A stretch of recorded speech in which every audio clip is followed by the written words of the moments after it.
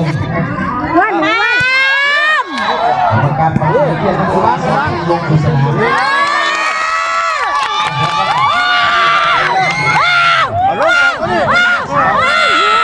ยิ่งมาใหม่ มันลงมาตัวเราต้องวางหนาของขโมย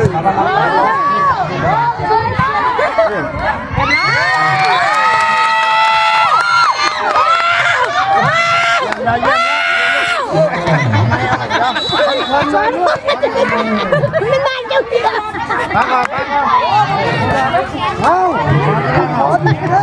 พ่อยังแบบวันนี้เหลือลูกเสียบอล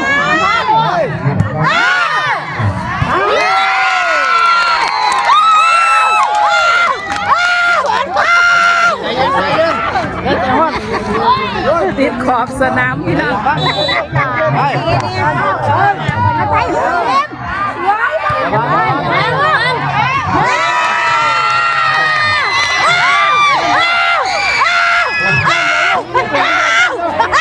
เดี๋ยวให้ซ้ำเลยแต้มเดียวแต้มพอย้ำระวังหลังนี่ใกล้เสียง